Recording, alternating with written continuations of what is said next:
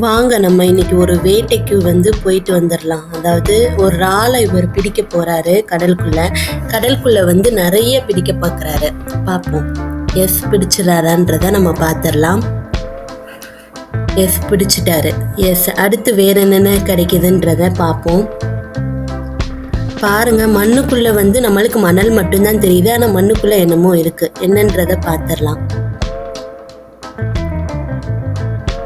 கையில எடுக்க ஆரம்பிச்சிட்டாரு. அப்படியே மனுஷங்க மாதிரியே இருக்கு. அந்த கண்ணுல இருந்து அப்படியே பாருங்க, புகையெல்லாம் வருது. எஸ், பார்க்க மனுஷங்க மாதிரியே இருக்குங்க. இந்த மீன் ஐ திங்க் வித்தியாசமா இருக்கு. அதை எடுத்துக்கலன்னு நினைக்கிறேன்.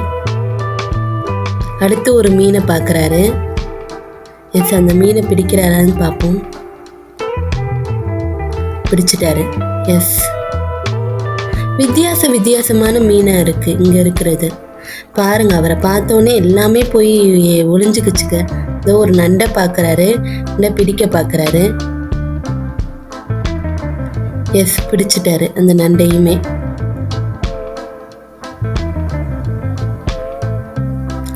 இந்த நண்டு அந்த கம்பியை கூட ஏதாவது பண்ணலாமான்னு போராடுது. நண்டால முடியல. கொஞ்சம் செதில் மாதிரி இருக்கு. அதெல்லாம் என்னன்னு தெரியல. அவர் தேடி போறாரு வேற ஏதாவது கிடைக்குமான்னு. எஸ், இன்னொரு நண்டை பார்த்துட்டாரு. இது சிவப்பு நண்டு மாதிரி இருக்கு. எஸ், பிடிச்சிட்டாரு அந்த சிவப்பு நண்டையுமே.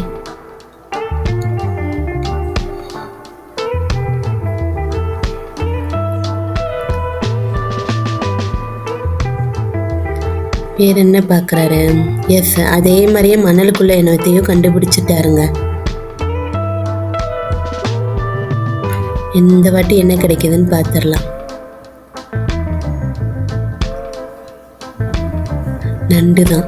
எஸ், இது ஒரு வித்தியாசமான நண்டா தெரியுது. எல்லாமே அந்த கம்பிக்குள்ள போராடுது பாருங்க. இந்த நண்டெல்லாம் வேற பார்த்த உடனே ஒளிஞ்சுக்குதுங்க.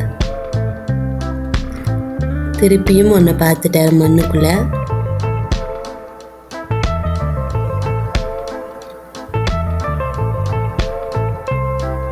என்னது இது? டக்குன்னு பார்த்தா என்னன்னு தெரியல. நண்டாதான் இருக்கும்னு நினைக்கிறேன். இன்னொரு ஆளுமே அந்த சைடு போகுது. எஸ், அதையும் பிடிக்க பார்க்குறாரு.